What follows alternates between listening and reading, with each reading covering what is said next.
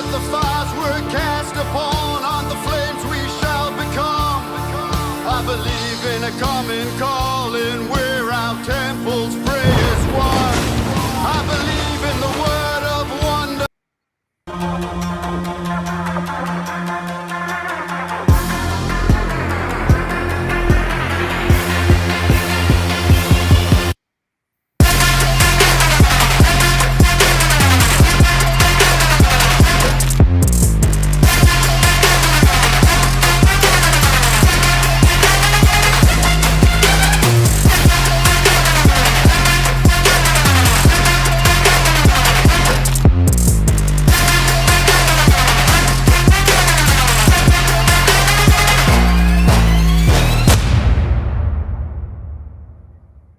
Woo!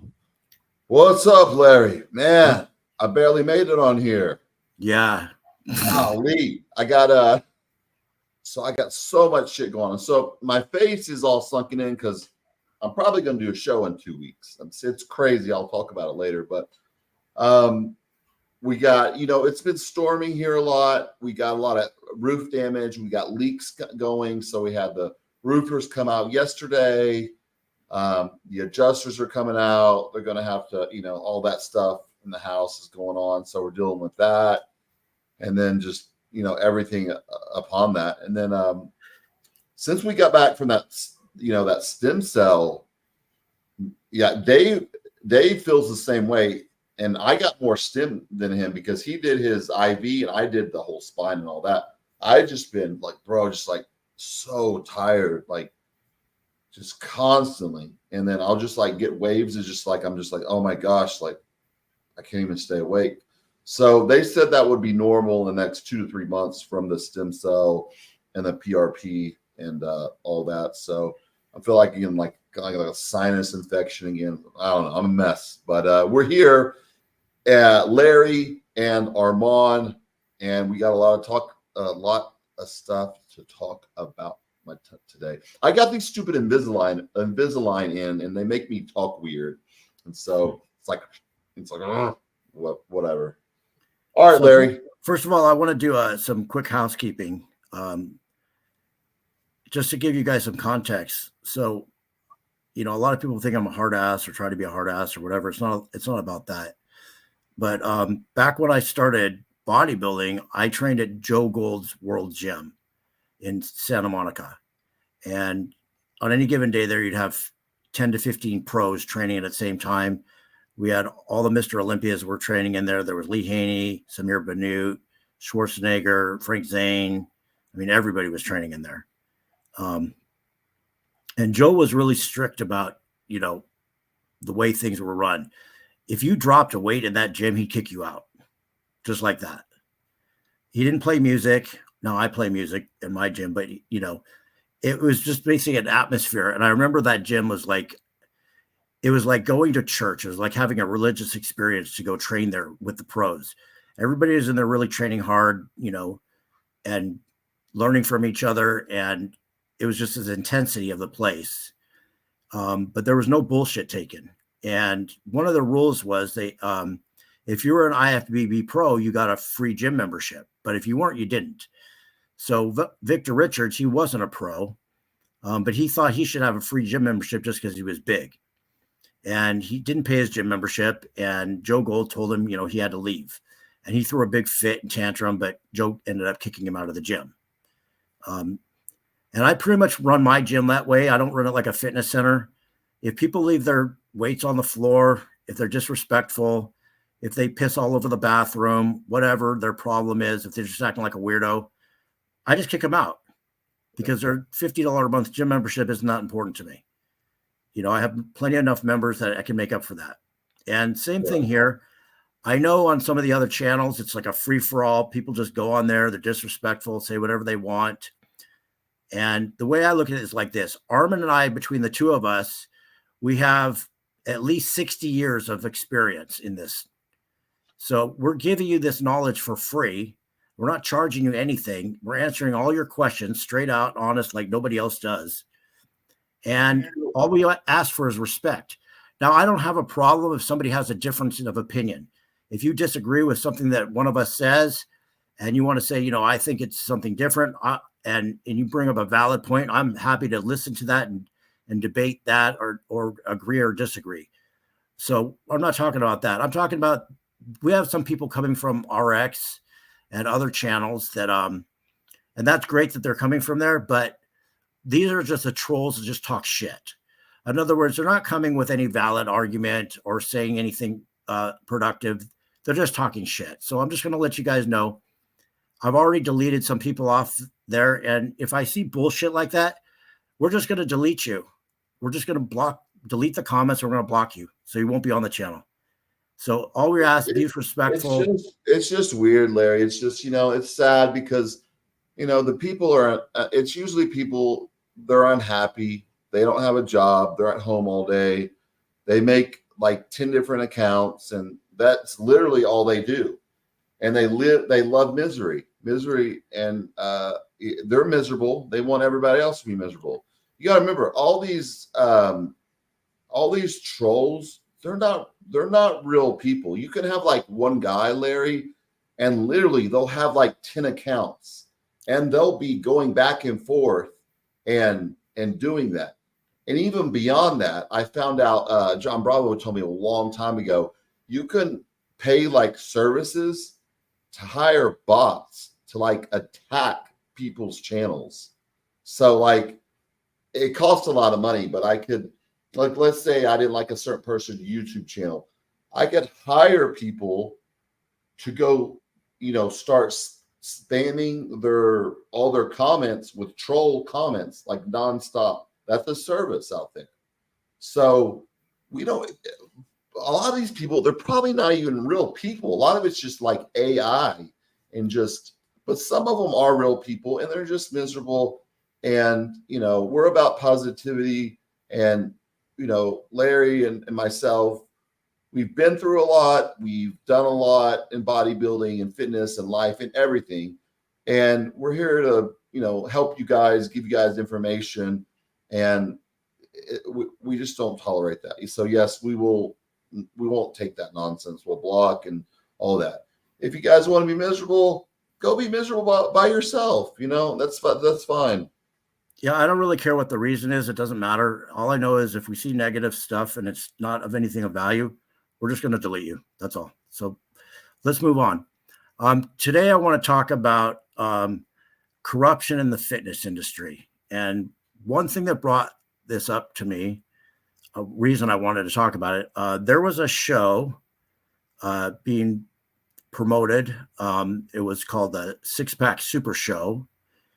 And basically, it was. Let's get this right. This is not a NPC or IFBB show at all. This is a totally separate guy out of his gym, but he was an old-time bodybuilder, and you know, he was going to give cash prizes away instead of just trophies.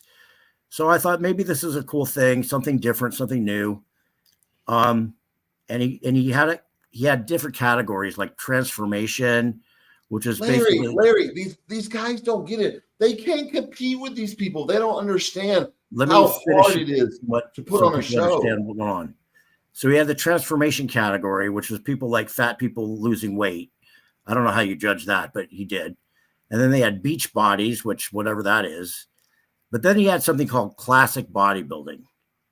And all I know is if you put the word bodybuilding in there, to me, that means conditioning, aesthetics, size, all that means bodybuilding. So I figured, okay, let's go support this guy's show. And I have a guy that I'm getting ready for an NPC show, and we're about 4 weeks out. He's already conditioned. He's got striated glutes and all that.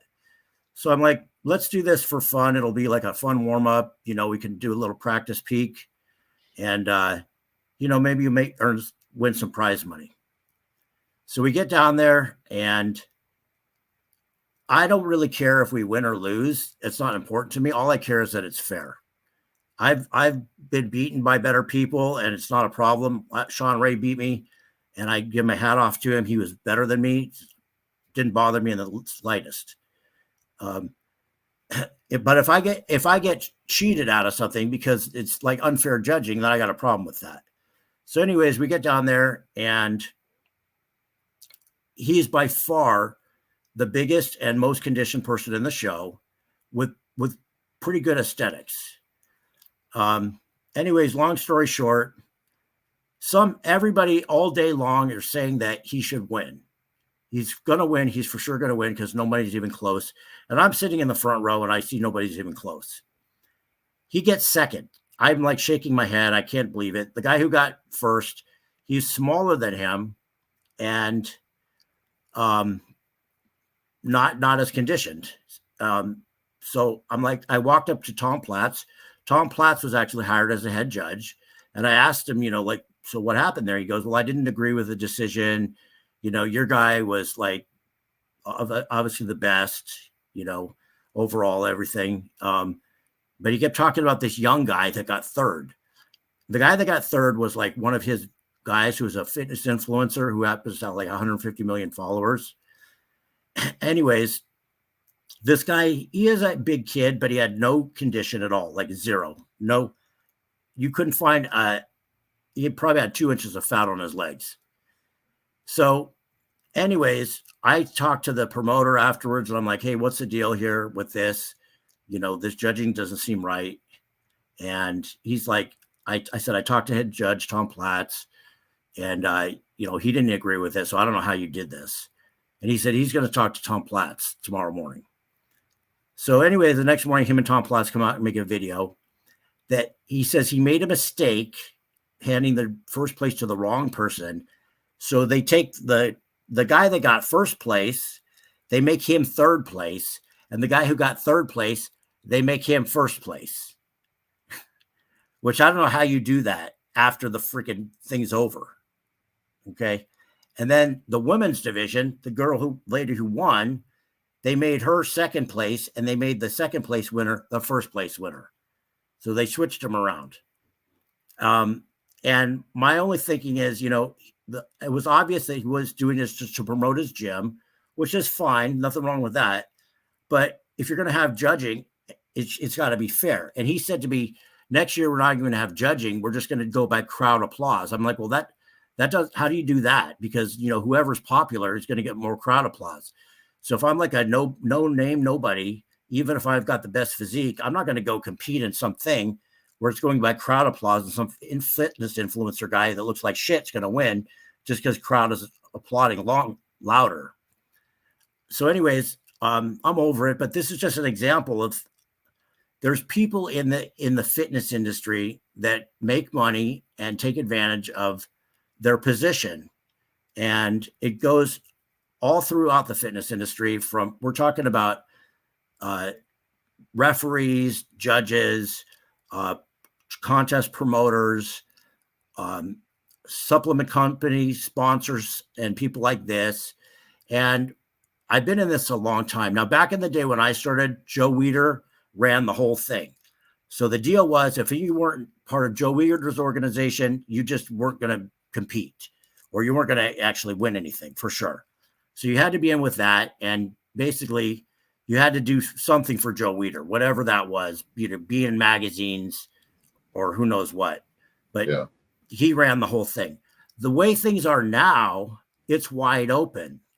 So you have all these different promoters and different sponsored people and different people. And a lot of them, some of them are in positions of real influence and some of them are just fake.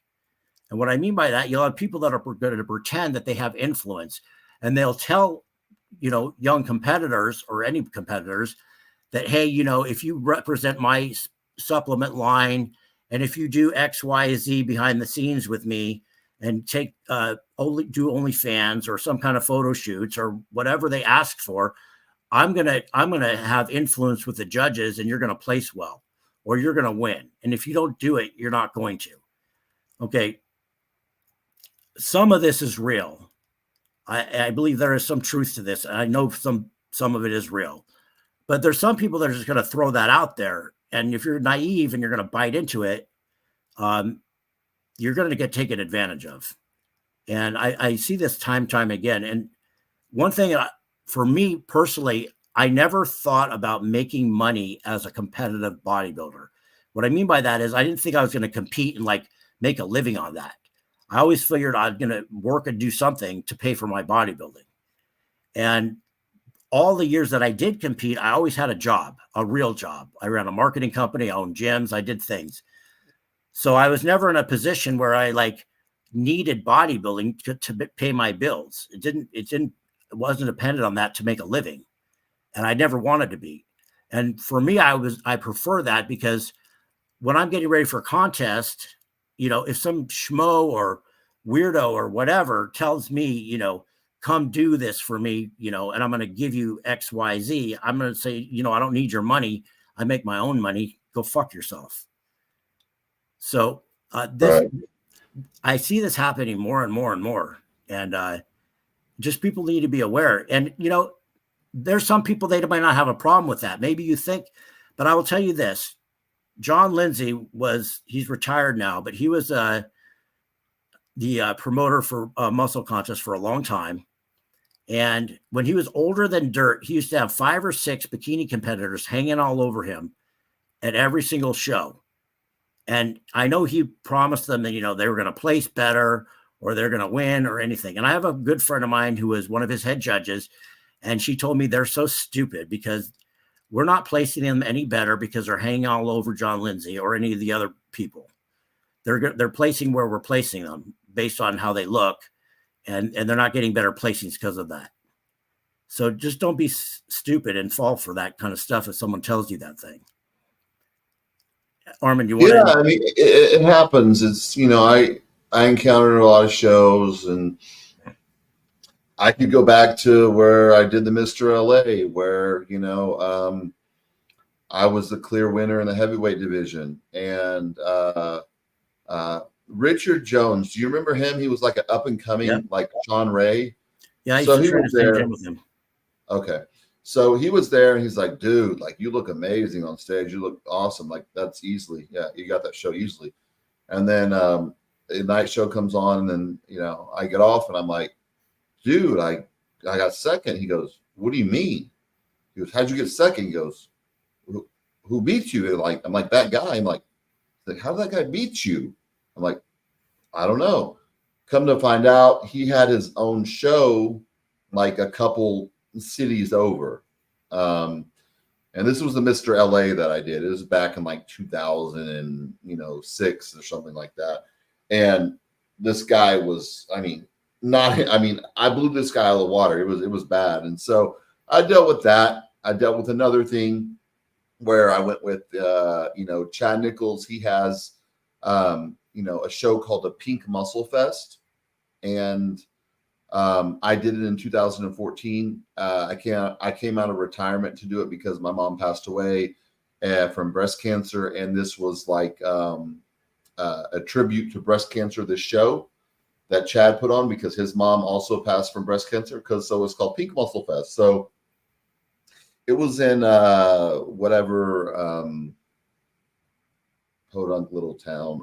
I don't even remember that, but we get there, and like Dave was like, my second eye and helping me and all that, and I sent him pictures and the show and all that. He's like, oh, dude, you blew these guys away. And they're all friends there, of course, because Chad, and then they have the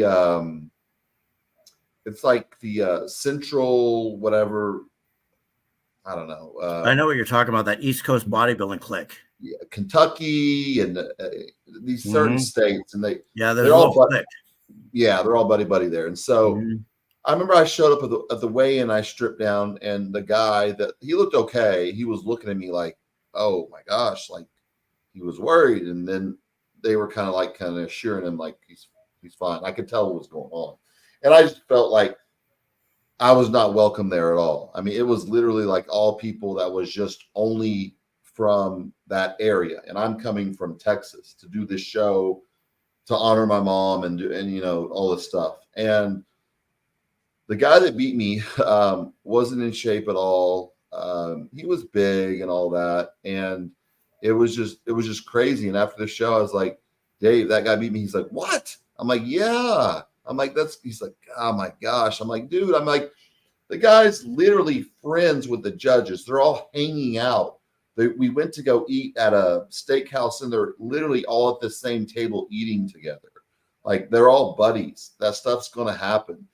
And luckily, it's been, they've been, especially since Tyler has come in, they've been cleaning a lot of that up, because there was there's always going to be corruption and people in certain positions, and being a boss like the IFBB, NPC, you're going to have people under you, and you're going to have to trust those people.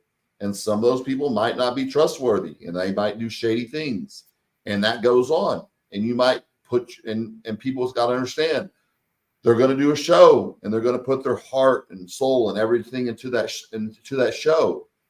And though they might lose to someone they should have easily beat just because a buddy system. And that's the thing about bodybuilding. But if you can't deal with it, you just shouldn't bodybuild, because it's a part of it. And I could name many other shows too. Even a show where I should have beat Sean Roden at the North Americans. And it is a whole nother story. They let him weigh in 10 pounds heavier.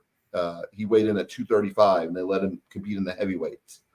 So now, though, it's cleaned up a lot, and it's going in the right direction. And I like where it's going. And Tyler Mannion seems like a really good kid, and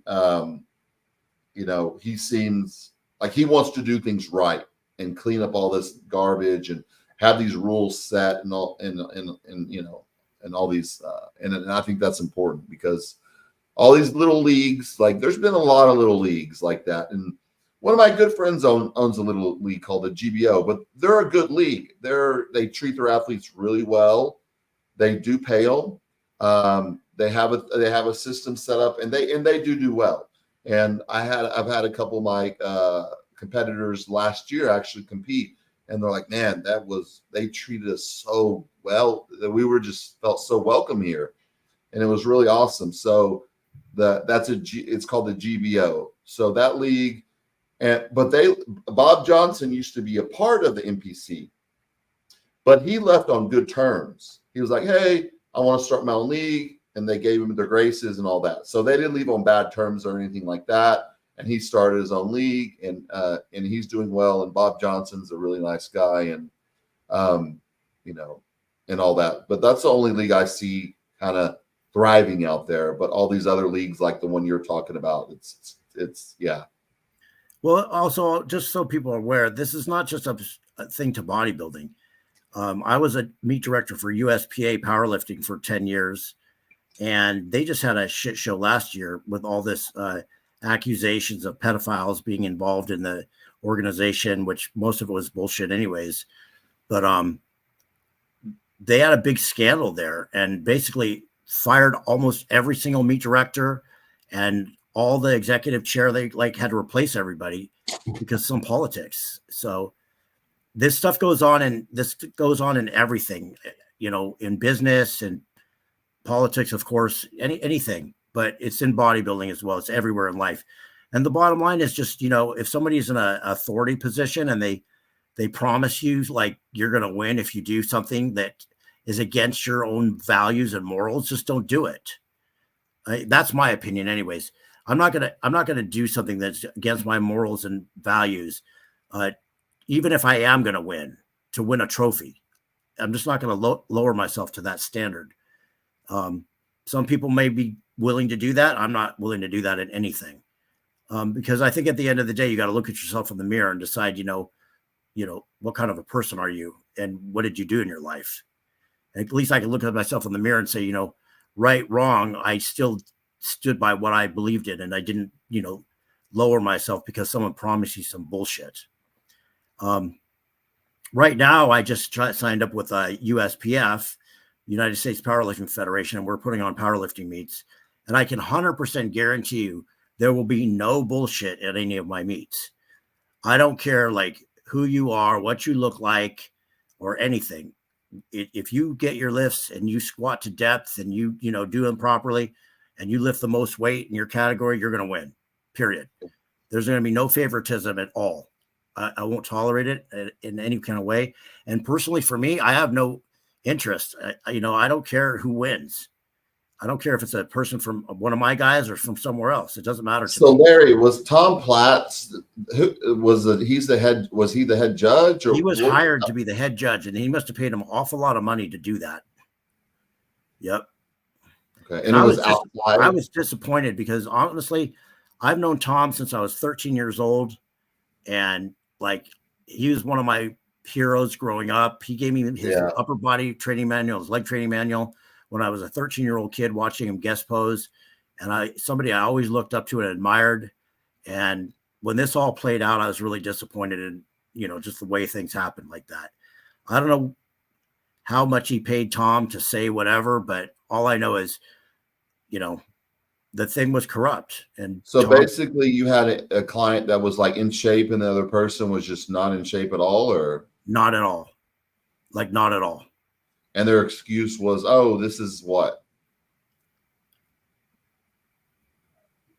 The guy told me this so-and-so is the best body I've ever seen. I'm just like, whatever. He's your fucking guy. He's your boy. Yeah. He said on stage, I have it in a video, that he told the guy to compete 1 week before, and he just jumped into it. He had no conditioning of any kind. Zero. Yeah. There's different leagues out there. There's natural leagues out there. And you got to understand that's why, when people, even Vince McMahon, when he tried to make his own, remember when Vince McMahon tried to do that or something like that, the IFBB, and the people that went over kind of got blackballed a little bit. And then who was the other person? Was it Wayne D'Amelia? Mm-hmm.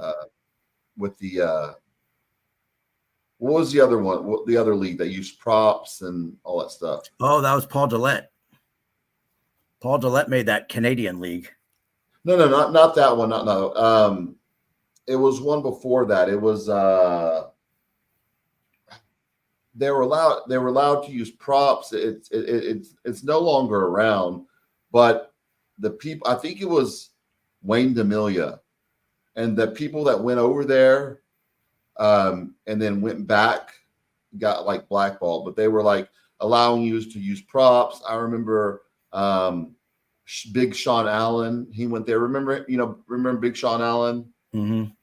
He used to be on Dave's show a lot. RX Muscle, big tall black guy, like 6'4", shredded, but just really tall. And they had a lot of guys come over there, and it's just you just can't compete with the IFBB and NPC. Except, like I said, Bob with the GBO, he's doing a really awesome job, and they're really taking care of competitors, and I support him fully. But besides that, it's anybody can set up something like that, and that's unfortunate. Like someone like Tom Platts would did he need the money that bad? Probably. Maybe he's hurting for money, and people's got to understand. Just because you were a legend and you were you watch these shows all the time, all these top professional athletes, they're broke within 5 or 10 years after their career, and they had insanely multi-million-dollar contracts, and that's real money. And then we go to like bodybuilders, which we don't make money. Some of us did, but the money, it's not like real money. And then people see them around, they have all this fame, but they got to pay their bills. And, maybe he was like in a situation like, man, like this guy's going to pay me to do this and pay this. And people will, and I know that's how we're a lot alike, Larry, with that. We will not, if it messes with our morals, we will not go ahead. If someone comes up to you and says, hey, Larry, this guy in the show you got, whatever, he's going against this guy or whatever. I'll give you $5,000 if you make him just come out of shape. You'd be like, no, I'm not going to do that. It's just like we can't be bought. There's no price tag. And the problem is most people do have a price tag. This is true. And to be bought out or to be or to sell out. And I think that's That's kind of what sounds like what Tom Platz did in all that. And again, I don't people put know. themselves in this position, and I'm going to tell you why. Because they depend on bodybuilding. They don't have a real job. They don't have real skills. And they're depending on bodybuilding or whatever to get them through life. And when it doesn't pay your bills, then what do you do? And then people become desperate. Yep. You know, and then they can be bought and sold by, you know, whoever's the highest bidder or whoever promises them whatever. And one thing I always liked is, you know, there's called fuck you money. Fuck you money is I make enough money on my own that I don't need your money.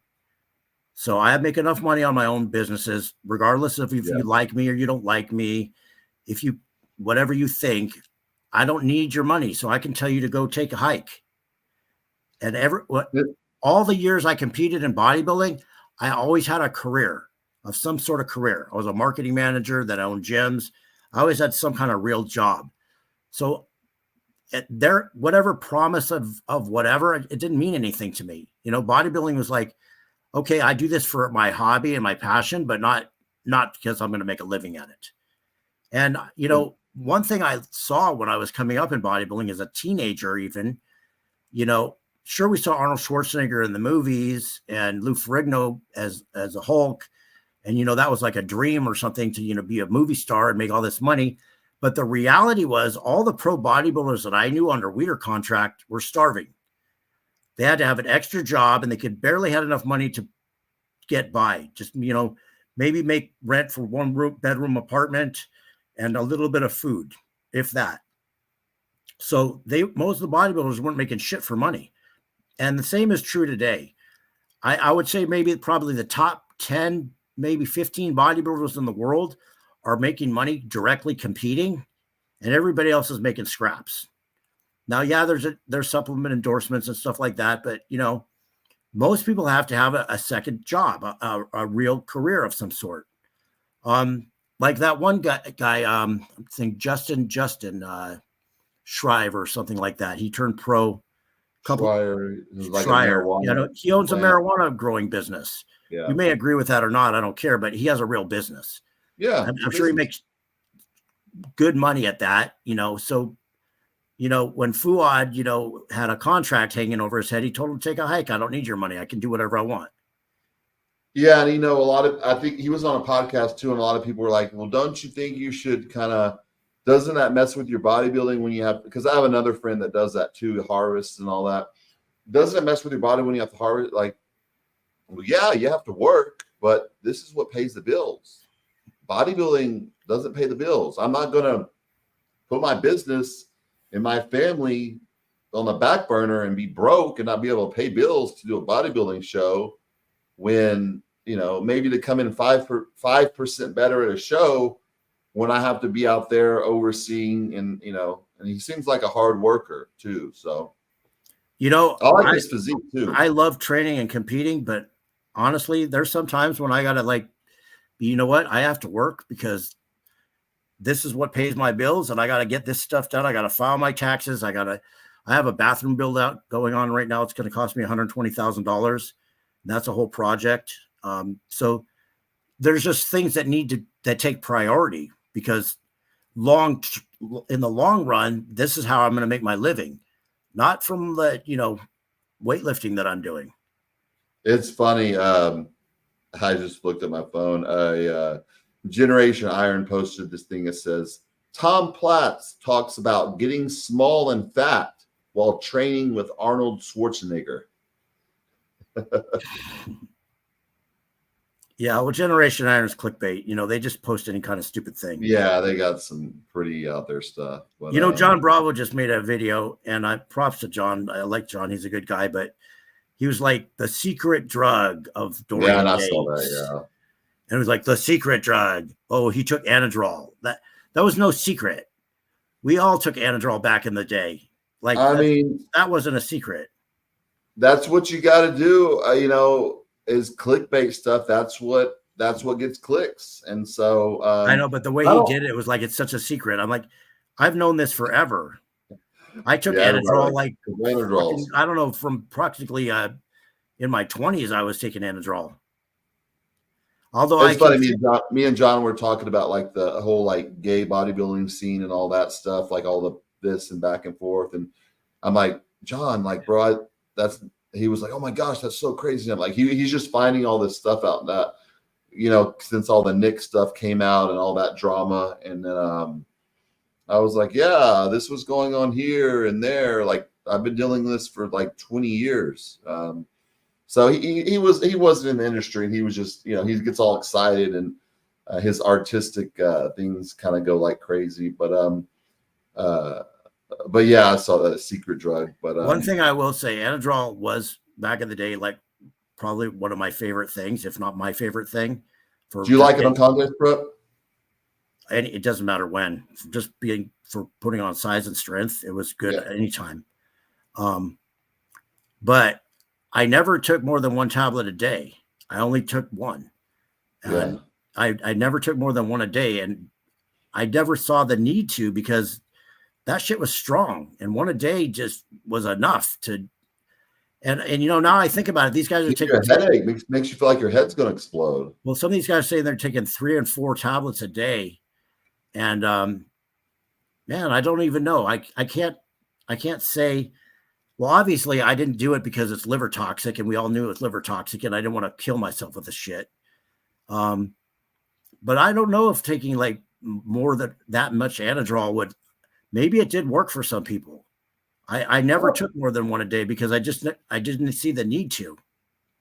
Yeah, I know. I think it did. I know certain coaches, and like with Hani and some other people, they had people taking like 150 mg a day and stuff. So I'm sure it helps with the fullness and all that going into a show, or I like it, for certain people on contest prep, or if you don't do it in contest prep, we'll add it in like 2 days before contest prep, because it's fast acting, so you get that quick fullness like real fast. So but yeah, clickbait's a thing to do. I don't mind clickbait at all if the video has some substance in there, which John's videos are well put together. I mean, he's an artist, so I mean, he spends like 6 hours editing those things. And so one thing I want to say just occurred to me that a lot of people don't seem to understand is why do you know why Anadrol gives you that fullness, or any orals?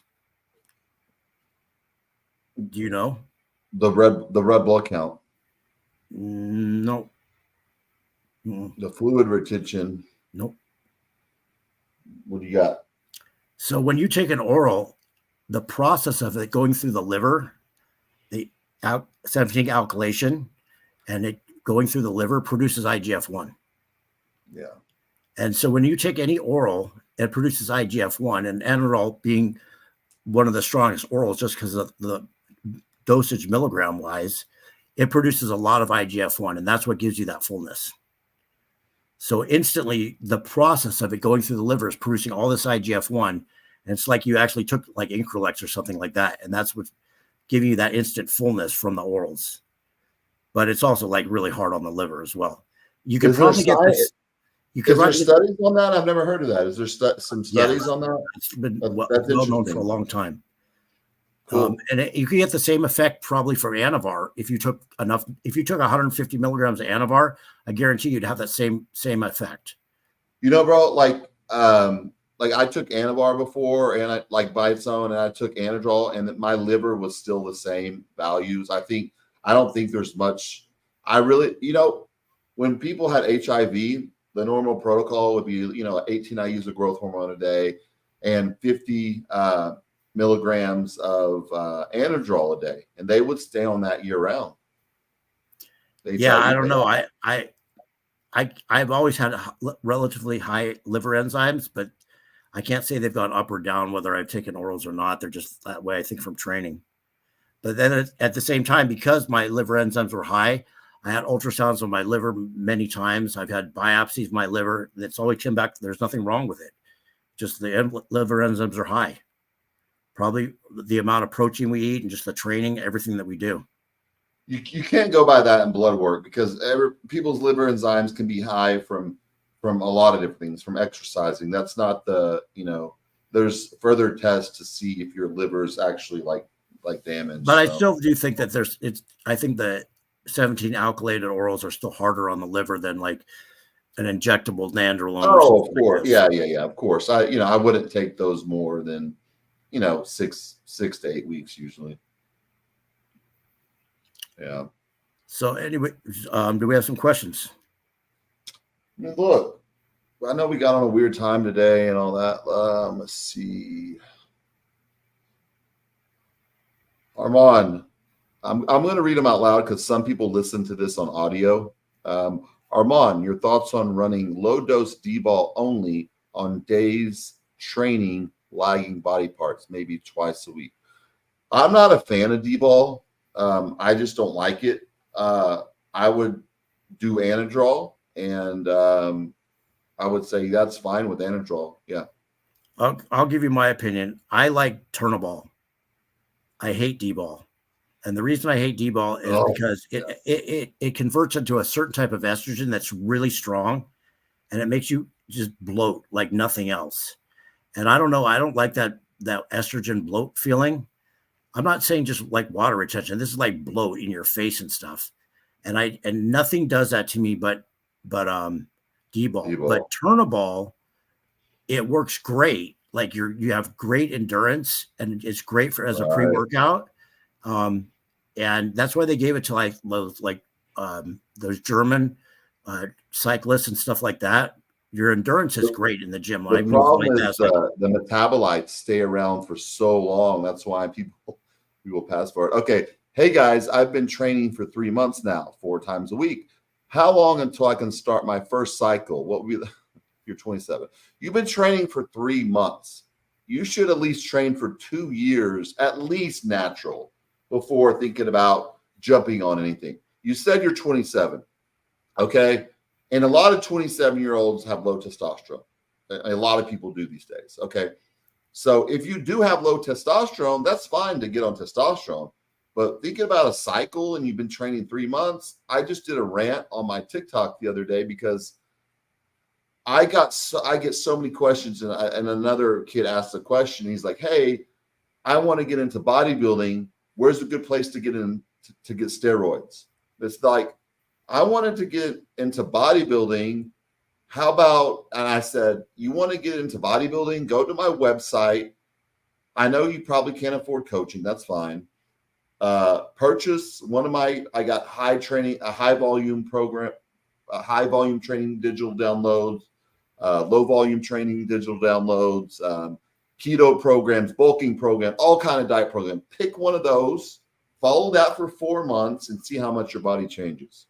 People will just go straight to gear, and it's crazy. And yes, it's part of it. And yes, it's excessive once you get to, and it's needed. But you can't skip the other parts. And it's crazy these days because you got all these goofballs on social media. There's this guy right now, Larry. Oh my gosh, he's so toxic. And he's just doing it obviously because he literally said, I want to do steroids to become famous. And he calls himself Togo. And he looks completely natural. And he takes a ton of stuff. And he takes recreational stuff too. And he brags about it. And he talks about it. You got to check him out. The guy is a complete, what. And, yeah, I think I heard about this character. But there's always some weird First name. of all, understand this. It takes you a certain amount of time training. And this is if you even know how to train right. It takes years to learn how to train properly. And you need to develop those pathways, the neurological pathways between your mind and your muscles, so you can even contract your muscles properly with an exercise. So your first 3 years of training, you don't even know what the hell you're doing. Even if you have a good coach and a good program, your training is going to work just because your body's so new to it. And you're going to grow from the training without anything because it's like a new stimulus to your body. Every new training client I take on, whether it's an old lady or a skinny kid or anybody, they make like super crazy gains their first couple years because it's like all new to your body and the nutrition's new, all that's new. So when you take steroids and you put it on that, what you're doing is you're killing your long-term gains because in other words, your body's getting adapted to the steroids. You haven't even learned how to train yet. So all those free gains, I'm going to say free gains, the gains that you would have made just from training and nutrition, you're not going to have that because you used gear during that time. So better strategies, train at least 3 years, completely natural, at least 3 years. And I'm saying if you're doing it right. And now that you have a foundation of some muscle built, some size, you know how to train properly, you know how to eat properly and do all this stuff. And now you're going to see some benefit from the anabolics. But if you just start right off the top, it's not even going to really do much. And I can tell you this, there's this thing about like, when should you start age-wise? I don't have a solid state opinion on that. Yeah. I can tell you this. I took my first cycle when I was 16 years old. People say that's too young, but I started training when I was 12. And when I say training, I mean training really hard in the gym alongside pro bodybuilders. So I had 4 years of really hard, intense training and serious eating before I ever touched a cycle. And then my first cycle was it was 2.5 milligram Anadrol tablets. I took 3 a day for 30 days. So 7.5 milligrams of Anadrol a day for 30 days. That was my first cycle ever. And I grew like crazy from that because I already had 4 years of hard training and I knew how to eat. So you need to have that under your belt before you even consider taking anabolic. For someone says 3 months in and they're ready to take anabolics, you're going to grow just from the training. You don't need that. It's crazy. I learned, I when I first got into started taking stuff, I was around 19 and I was going through, you got your first little girlfriends. You think it's the end of the world. Oh my gosh, I'm so stressed out. We're breaking up. And even if you're the one breaking up and, when I get stressed out, I don't eat. I think a lot of guys are like that. Girls usually kind of eat. So I was on like testosterone, EQ, and something else. I don't remember. And I was training, but I wasn't eating much at all. And I was just whatever. And I was like, didn't look that good. And then I got off that. And then I started eating 4 or 5 meals a day. And then my body looked way better than it did when I was even on the gear. And my testosterone levels were probably low at the time too, because I came off the cycle without taking anything. Food is anabolic. You need to get your protein in. You need to eat at least 5-6 meals a day, at least 30 to 50 grams of protein, some carbs, some healthy fats. It's not rocket science, people. If you're just trying to look good and get in shape, but people think there's this magic drug, and the ignorance out there is absolutely insane. What people think they can do. They think they can take a certain compound and they're just going to look a certain way. Okay, I'm going to let you answer this, Larry, while I go pee real quick. Read it out loud too, so that people can hear. Can you fill us in on whatever happened to Lacey Rich? He went against Arnold in the 90s and just disappeared from the net. I don't know what happened to Lacey Rich. All I know is he was the apartment manager of the apartment that Mike Menser and I were living in. We lived directly upstairs from him. And he was a creepy dude. He would always try to get me to go to his apartment, but I never would. And I remember I'd be taking the trash out and he'd be peeking around the corner staring at me, and I'd just throw trash at him. He'd get the hell out of here. But I did see a lot of pro bodybuilders coming in and out of his apartment while we lived there, famous ones. I'm not going to name names, but they were in and out of his apartment because I don't know if he gave them free rent or what he did for them, but what happened to him, I don't know. I moved out of there after I was living there for 8 months, 9 months, maybe. And then I left and I never saw him again. And I never kept tabs on him. So couldn't tell you that. Couldn't answer that question. Let's see. Someone asked Viagra or Cialis pre-workout. I actually like Cialis. Viagra gives me a headache. I take Cialis, just 5 milligrams pre-workout, and it works really good for a vasodilator and a pump. And I think it's good for your heart as well. So that's why I use it. But I don't like Viagra, so I wouldn't do that. Testosterone in normal range, but free testosterone is clinically low. What would cause this? Any recommendations? Mid-age, 50s? Yes. I can't say what would cause it, but boron. I take 6 milligrams in the morning and 6 milligrams at night, and that will lower your SHBG, which is your steroid hormone binding globulin, which is what makes your testosterone bound. And if you take boron, you'll have higher free testosterone. So there you go. Also, certain anabolics like Winstrol or Proviron will also lower SHBG and raise your free testosterone. But you can just take boron and it'll do that. Like I said, I take 12 milligrams a day, 6 in the morning, 6 at night.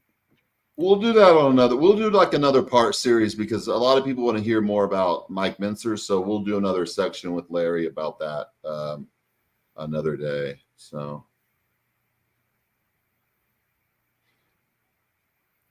Yeah, appreciate that, guys. Yeah, we do get along well, and me and Larry have a lot of the same like beliefs, values, and so yeah, we appreciate that. Most bodybuilders all look the same. The judges could pick any one of them for the win. That's not true at all. I don't think that's true. I do know what they're saying though. There is a certain look, right, that modern bodybuilders have that you didn't see like back in the 80s. Everybody looked very different. Yeah. And I honestly, Larry, I'm going to say, I don't like, okay. So like Kevin Levrone, Chris Cormier, they had a certain look, but the guys today, they have a certain look it's a thicker look. They're a lot thicker, right? Like, like from front to back, thicker. I don't think it looks better. I don't think that looks better. And then, my physique, I've always kept that way too. I would get real conditioned, but I didn't like that. I just don't like what they're rewarding today. And, it is hard, because you got some guys that are black guys that are 6'1", and then some guys that are 5'5", and, so being a judge, you could think that guy's the perfect, that guy's the bodybuilder. So that guy's so it gets tricky with the criteria. And when it comes down to the judging, a lot of times, I remember Tony Freeman, he complained a lot because Tony Freeman, he was a good bodybuilder. He was really tall though. And when you're like the guy that stands out and they don't have anybody to compare you to, like you're either going to be the champion like Ronnie Coleman, or they're just going to kind of place you wherever because they don't know what to do with you. Kind of like one of my clients now, we're doing the Texas Pro. His name's Stephen Frazier. He's 6'1". He's about 275. He's shredded right now. He's 2 weeks out.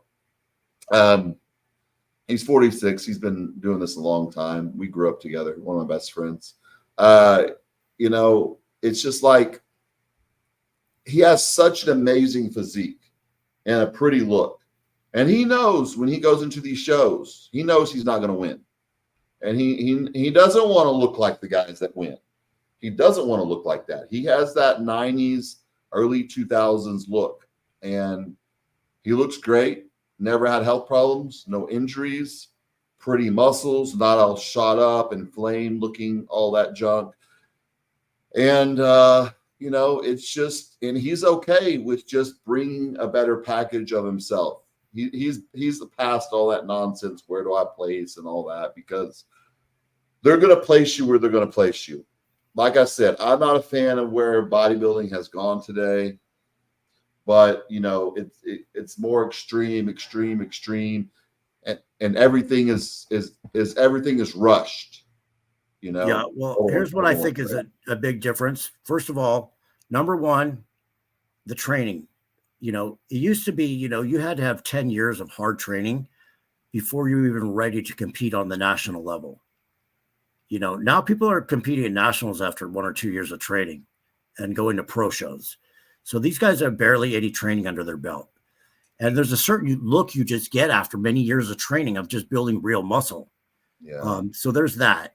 And the other thing is just the insulin and growth hormone. People are using insulin growth hormone and a lot of steroids just to put on size, but that's not real muscle. That's just blow up. Yeah, it's a rushed look. And, you can look better on stage. And like I said, they judge what you look like on stage day. So if you use insulin right and you dial in to look 10 pounds bigger, you use certain side enhancement things to make body parts look bigger. They're judging what looks on stage. And, is that right or wrong? Who's to say? It's kind of like a tricky thing, but it is what it is. So, hey, Armand, have there been any reactions to improvements following the stem cell treatment? Or is it too early? Sorry if these are stupid questions. There's no stupid questions. So since I've got the stem cell, like I said earlier, I've been exhausted. Like and Dave also, like we're just like it'll just hit us like boom, like, and we're just like, oh my gosh, I can't even get off the couch. I'm so tired. And they told us that would be normal for the first 2-3 months, because you got to understand, we got a lot of stem cell and PRP, especially me and my body. So that's supposed to heal certain things in the body. It's not going to heal my stenosis or structural issues, but that's what I'm kind of feeling now. And I'm kind of getting, I'm tired. I'm really, really, really tired. Like before we got on here, Larry, I was telling him, like, man, I had to lay down for a second. I was like dizzy and I didn't feel well. And so we got a little late start today, but yeah, I feel a little out of it, but they said that's expected. And some people do get flu-like symptoms. Luckily, me and Dave didn't get those, but Dave did get a little infection on his arm, like where they poked him. First, they went on his hand, and then he's like, "Don't go on my hand." And then they did it here, so he got on antibiotics because he got an infection where they put the, thing out. What's up? What's up? Tom Platts. I don't think he's a scumbag. I mean, come on, that's going a little too far. He just. He probably just needed some money. Yeah. I don't blame Tom Platts. I blame the promoter. What do you think about fake natties in the fit industry? There's tons of them. They don't fool anybody in the industry like us. I don't know why they do it. It's weird. I'm going to say like this. If someone wants to be natural, and I know some guys that I know that compete that are natural, and they just, for their own personal preferences, stay to be natural. And I respect them for their wanting to do that. And that's fine. And that's fine. But the people that go brag about being natural, they're usually not natural. Because if you like, what do you got to brag about it for? Like, first of all, the only person who knows if you're natural is you. Yeah. Because no one knows what you did or didn't take, unless you're getting drug tested morning, noon, and night. So, then, it's like, what was I trying to say? It's like people know you're lying, and it's like, it's just weird. And I understand certain people, they have bad genetics. So when they take gear, they still look natural. So they kind of play that card, like a lot of these people. And a lot of people call them out like, hey, do a drug test, and they won't do it because they're taking stuff. I'll tell you this. Most people, and when I started competing too, Larry's older, but when I started competing, there wasn't like this division between like natural and non-natural. That wasn't a thing. We didn't care. It didn't matter. No one even talked about it. Matter of fact, we didn't talk about gear. No. You like, I trained in a gym full of pros that were like Olympia competitors, and no one talked about gear. Like, that wasn't a conversation topic. Like, you had to like get information out of somebody. They didn't openly talk about it. Yeah, it's weird.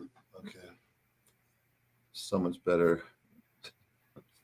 Somebody asked about stimulants. I'm just going to say I don't take stimulants at all. I take a pre-workout that has a nootropic and 200 milligrams of caffeine 4 times a week when I train. That's the only time I ever take any caffeine at all. I'm gonna see when I send you my stuff, Larry. You're gonna love this shit. I've got some really good shit you're gonna love. So, go. John Bravo fell off hard.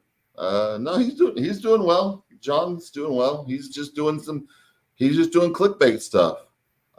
That's what people do to get clicks, and that's, if you're a YouTuber, some people choose that way, and Look, I like John's stuff. It's entertaining, but I mean, a lot of it, he's just talking about what other people do. Yeah, so, and me and him talk on a regular basis, and he'll even be like, "Yeah, I just do. It's all about clickbait, Armand, and I just do it." And I'm like, "Yeah, I understand. No problem with that. That's how everything goes."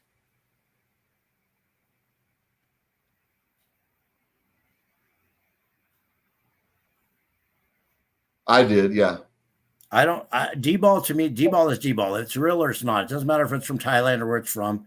It's either real or it's not. And I don't like D-ball. That's my personal preference. Some people swear by it. I don't like the water retention. Yeah, I don't think you should need any more than 50. Yeah, I don't know. Some people swear by they took more of it. I don't know.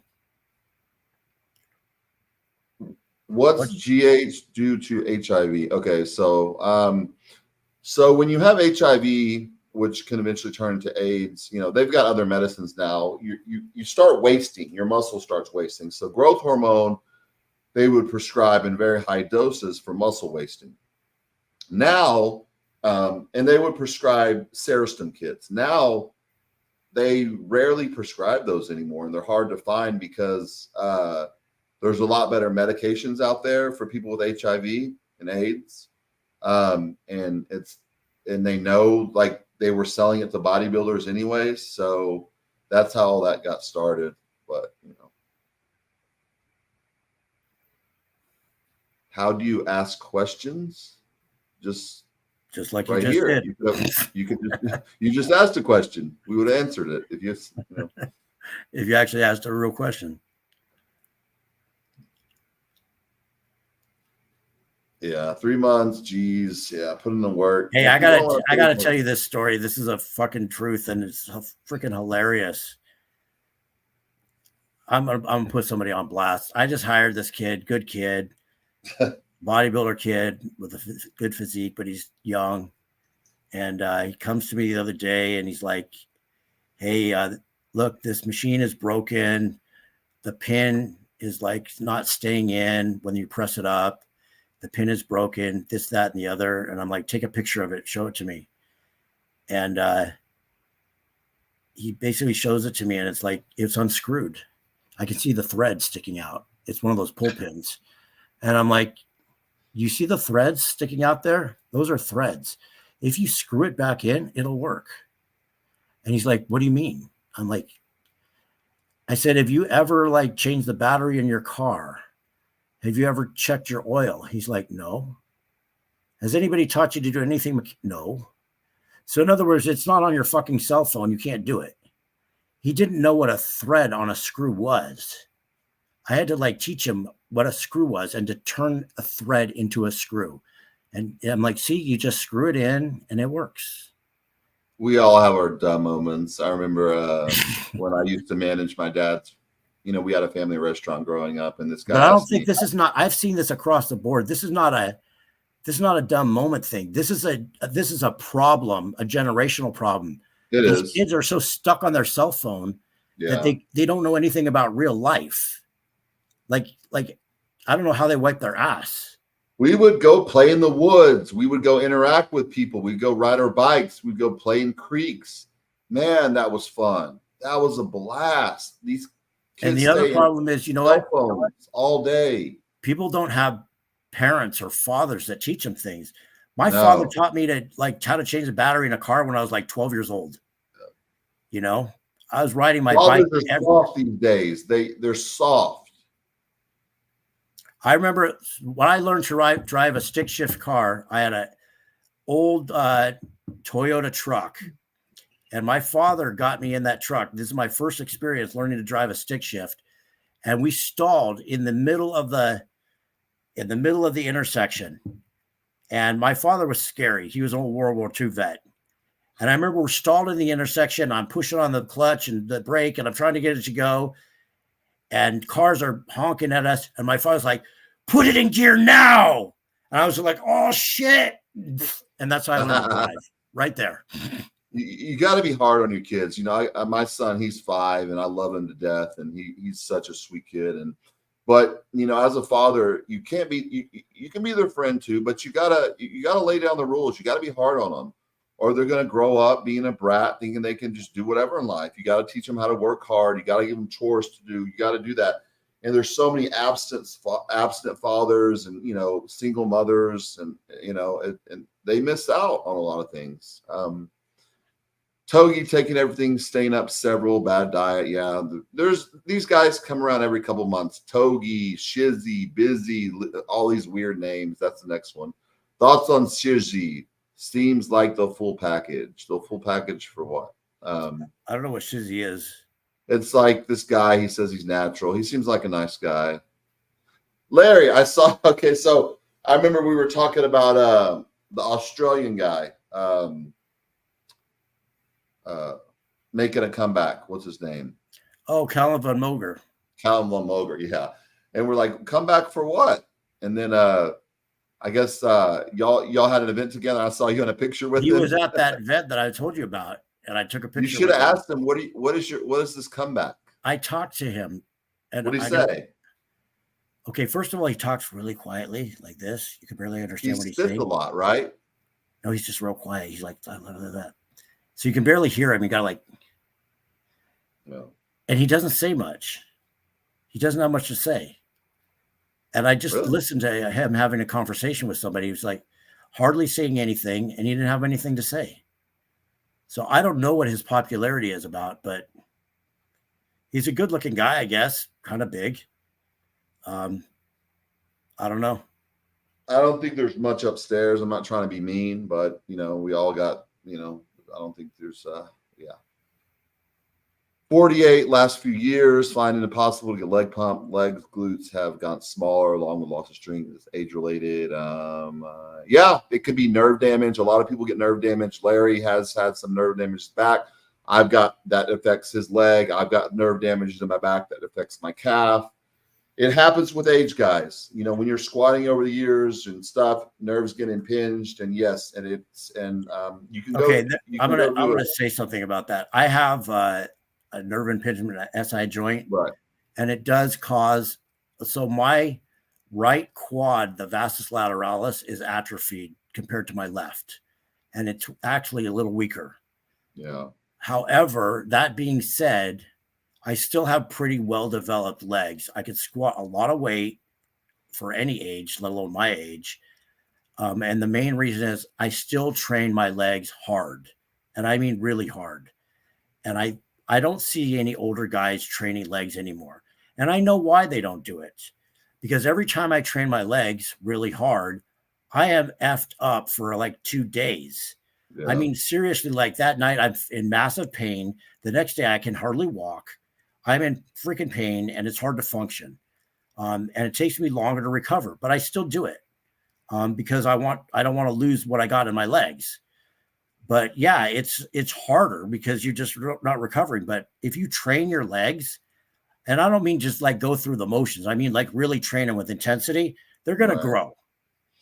But even if you can't squat or do certain things, if you stimulate them, get blood in them, do some extensions, do some curls. Some people just stop doing legs completely. Viagra or Cialis for pre-workout? I just answered that when you're in the bathroom. Oh, okay.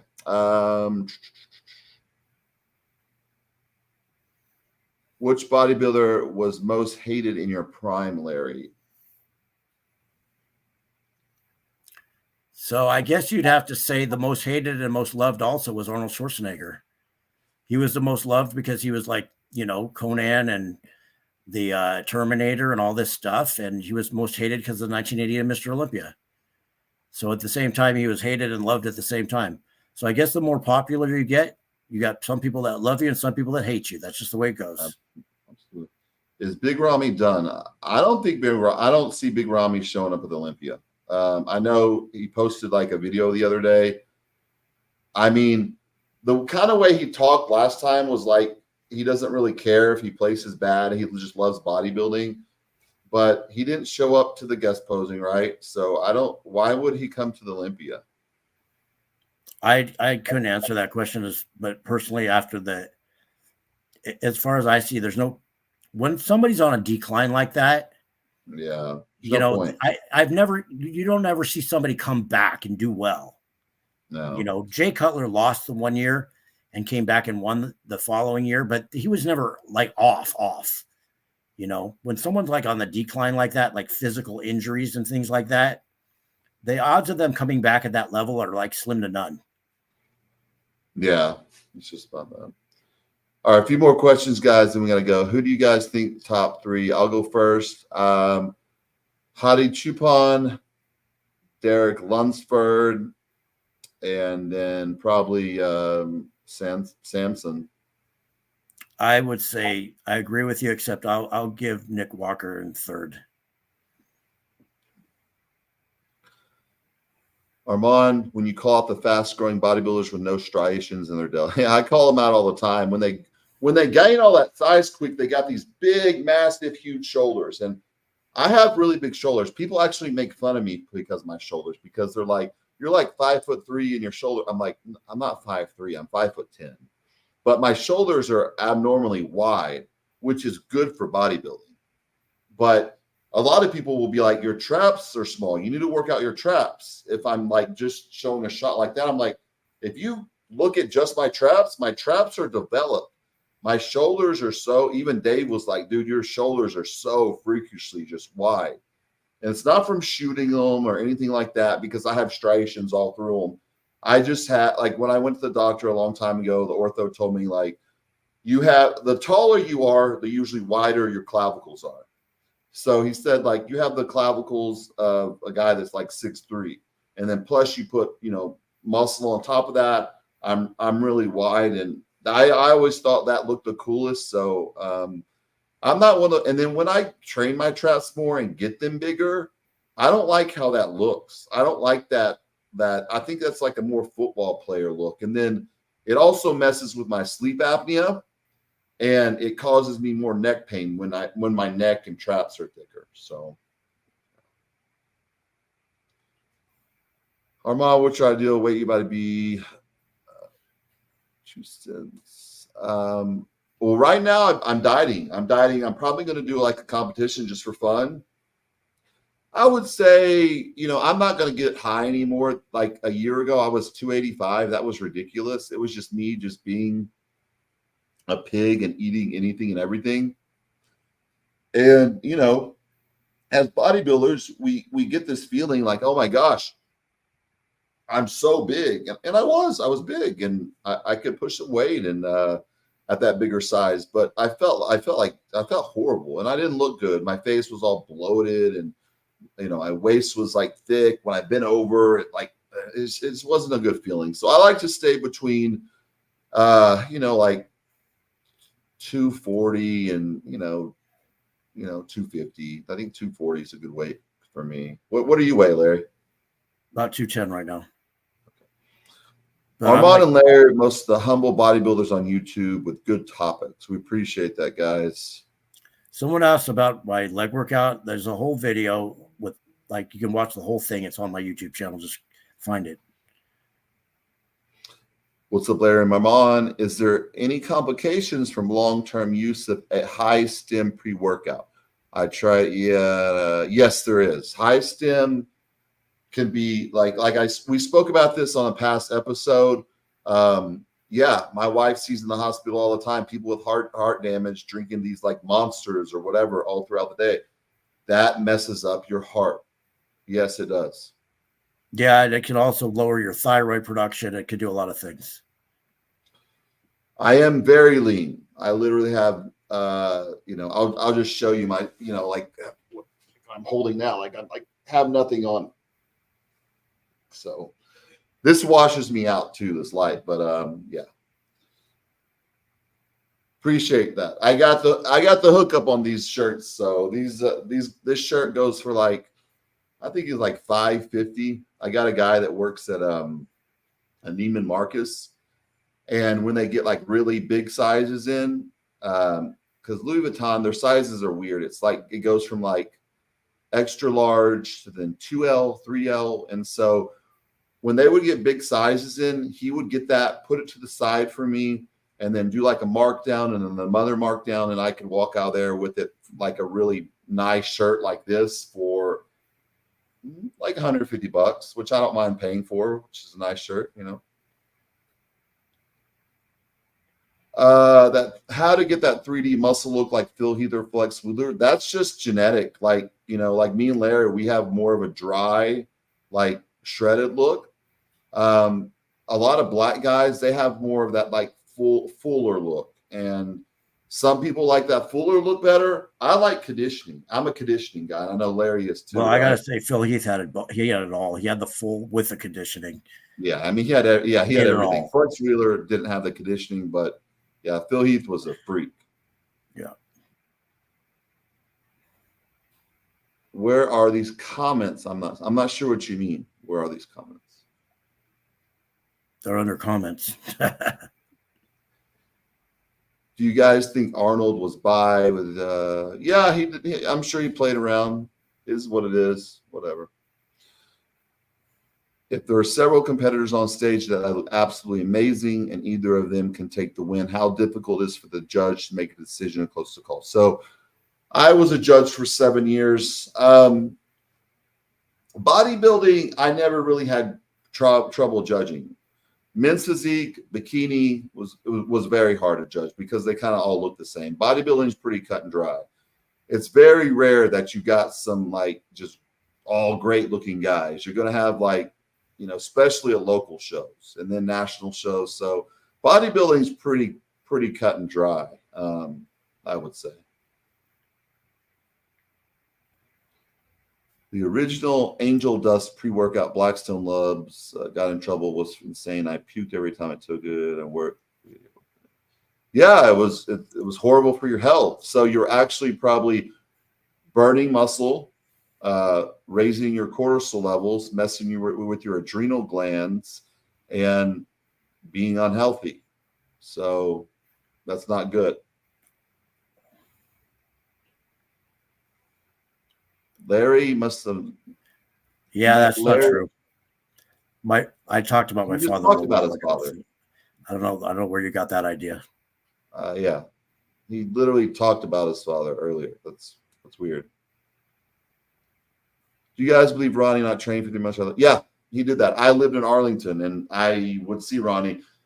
So what Ronnie would do after every Olympia, he wouldn't train for 3 months at all. He would. And then he would go from eating like 7 meals a day to 3 meals a day. He would usually go, and he would eat out every meal. He would go to IHOP for breakfast. He would go to Black IP for lunch, and he would go to Outback for dinner. So if you wanted to see Ronnie Coleman, you would go to those places after the Olympia any day, and you would always see him there. Ronnie was just like clockwork. And it was funny because Ronnie, when he was making that money, he stayed in that same, simple house. He always did. They just recently sold it, I think, like 6 months ago with his full gym and everything. But yeah, he took off, and I'm one of those people that believe in taking off time. I've had to take a lot of time off from injuries and just other stuff going on. Once you have that muscle, it comes back fast. So if you take off, you have a lot of stuff going on, you're going to get that muscle back in 2 to 3 months easy. So what I don't think people don't realize is when a person on that level is training for like the Mr. Olympia, they're pushing their body to such an extreme level and on intensity, on the drugs, on everything. They're pushing their body to literally just that line of death. Yeah, they're right on the edge of death. And if they don't take those 3 months off, he probably would die. I mean, his body is so beat up at that point, he just has to take a break. Yeah, they had to. I mean, not Kevin Levrone did that, and a lot of other guys did that too. Armand, I've been off everything 3 months now. I want to have a baby with my wife. I have been taking HCG, HMG 3 months. Do you suggest I stay on HCG or just stay off everything for now? Stay on the HCG. You want to stay on that. That's going to help. Yeah, you don't want to not come off. Yeah, I've heard that HMG is helpful though, so I don't know why you'd go off that. Yeah, HMG, like if the HCG is not helping, HMG can help like quite a bit. He said he was taking both, so I think you should still take both. Yeah, I don't know. He didn't give us much more information, so nobody wants to get dirty. They'll hire someone else like their parents did. I'm not mechanically inclined, but at 40, had my first son. I had to learn real quick. I cook for a living. It's unreal how relatable the two are. Right on. answer a couple more guys, and we got to go. Larry, you described your leg workout earlier. I said there's a YouTube video. You can watch the whole thing. A lot of our training, we have social media that we don't need to talk about it on here. Go follow our Instagram. I have one. I do workout tips like literally every other day. Well, I literally posted a leg training video on YouTube, so it's on there. Just go look at my channel. Okay. Yeah, so Larry has that, and then I have stuff, a lot of stuff. Most of my stuff is on TikTok, workout stuff, and it's on YouTube too. YouTube also, YouTube Shorts and IG. I post them all on there. It's workout tips. They're edited. They're really good. They're really good tips. So check that out. So someone asked, "What? Go to that last question before that." I want to answer that. Which one? Nick Walker. So did Nick Walker push ups harder than other competitors? I'm gonna say like this. Yes. Maybe, but I don't know necessarily harder than the other competitors at his level. Right. The guy obviously has genetics. Obviously, he probably pushes drugs, but I don't know if he's pushing him necessarily harder than Derek Lunsford or harder than Hadi Chupin. Right. They're probably all pushing at a high level. So you gotta push hard. And the thing is, people can push hard and have nothing wrong with their health at all. Some people can, and you gotta watch like markers. If your blood pressure gets high, you need to take care of your blood pressure. Take a blood pressure medicine. You just don't take stuff and just let things go. That's the thing to do. All right, guys, we'll do like 2 more questions and we gotta go. Someone asked about me using smelling salts. Is it excessive? I don't know. It works. It's just ammonia. It like wakes you up before a set. What you're not seeing is I don't necessarily do it before every set. I do it before my really high intensity sets, which are the only ones I'm filming. But I'm used to it too. So it doesn't really, I don't know. It's not, there's nothing bad for it in it. It's not a stimulant or anything like that. It just like basically wakes you up before a set. So it helps me train harder. I like it. It works for me. Is it excessive? I mean, if it's not causing any damage, what does it matter? Yeah, it's funny. I never even tried it. It's just like somebody slapping you in the face right before you do a set. Yeah.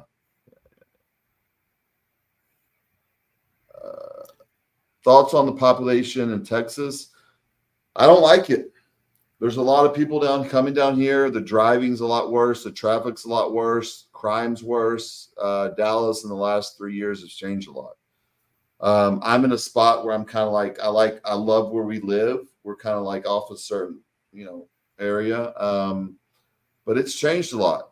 It's crazy. You got to be careful, and a lot of crazy stuff going on out there, just like any big city. So I'll let you answer this one, Larry. It's simple. I wasn't on after hours because Dave changed the time and he didn't bother to tell me. So I didn't know. He made it early in the morning and I was literally sleeping.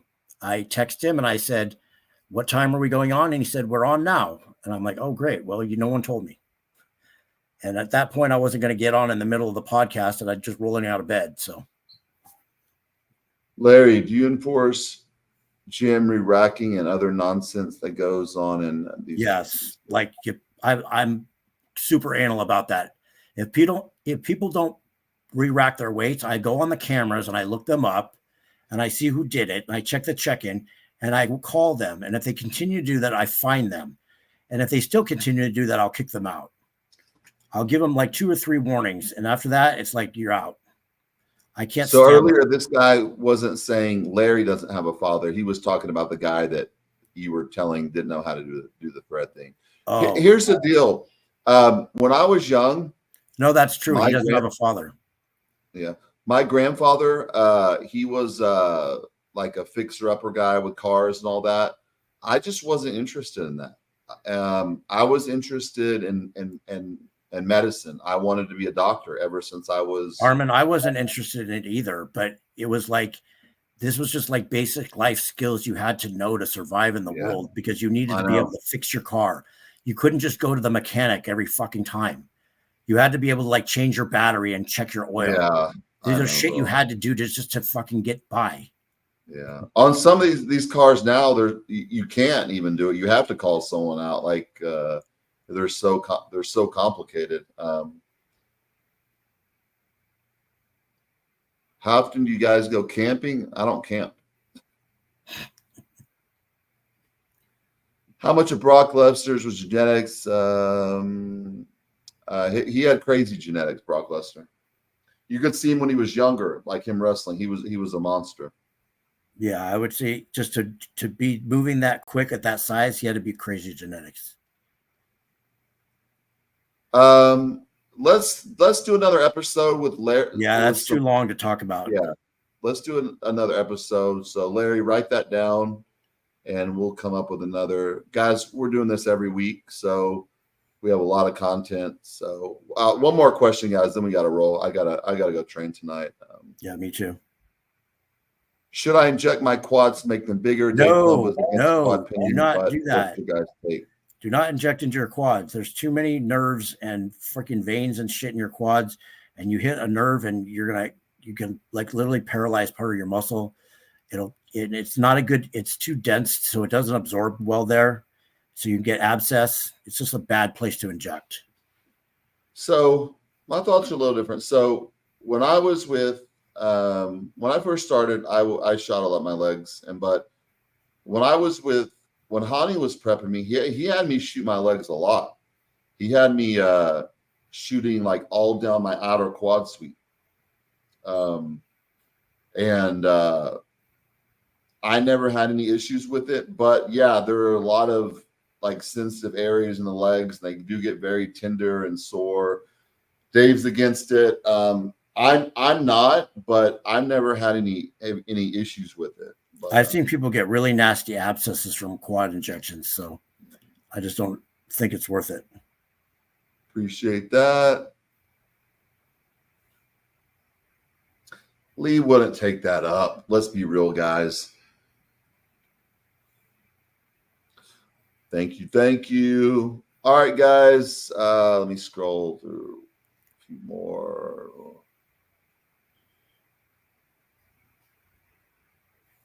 All right, guys. Thanks for joining us here today. It was a little crazy day, us getting on. I had a hard time getting on. Had an insanely busy day, and I got to train legs tonight. And I have no idea how I'm going to do it.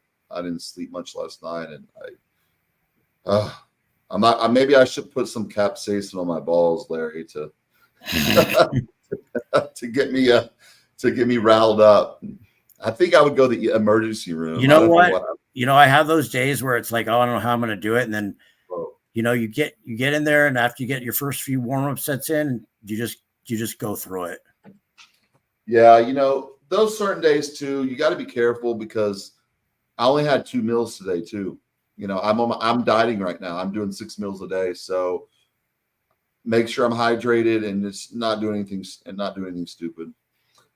All right, guys, appreciate y'all joining. We'll see y'all next Thursday. Guys, some exciting new stuff. My new fat burner is coming out. It's called DNP Burn. I named it after DNP. So it's a really strong thermogenic fat burner. That should be out in a couple weeks. And our intro workout should be out in a few weeks also. And our glycerol pump syrup will be out in a few weeks also. Right now, we do have out, I'll say again, we have our GDA out. That lowers blood sugars. And it does a lot more than that. And then we have our Wicked Pumps. That's a 0 stem, crazy pump. Like I said, I'll send all this stuff to you, Larry, and you'll love it. And then that's all with me. Anything with you, Larry? No, we got sales going on. Check the website, undergroundperformancegym.com. And everybody have a great week. Train hard. And we've got USA is coming up this weekend, so I'll be there covering that live. Are you going? Yeah, I'll be there. Okay. How far a drive is that for you? Hour and a half. Okay. Cool. Let me know how it goes. I saw that I just saw the supers you sent me. Yeah. It's hard to tell, I can't tell from the Instagram, like I know some of the guys, but I honestly from their Instagram, I can't tell who's going to win or Bro, not. they can change overnight. You know how it works. Yeah. They can look great and then look like. But I can't even tell from their Instagram how good they look right now. I can't tell really. It's really hard to tell. All right, guys, appreciate it. Peace out, and we'll see y'all next Thursday. Please subscribe, turn on the notifications, comment, share the videos. A lot of people on other places have been saying, "Oh, I wish you would start your own podcast." I do have my own podcast now. We have our own podcast, so we've been doing it about a month now, and it's going good. And we appreciate everybody joining and spread the word. And like I said, share it on platforms. It helps us in the algorithm. Make sure to always comment and like. We appreciate that. Y'all have an amazing. I guess tomorrow's Friday. Wow, tomorrow's Friday, and I think I have a little more relaxing weekend. I need to catch up on some sleep. All right, Larry, it's good catching up with you, brother. I'll talk to you later. Talk to you later. Peace out. Bye.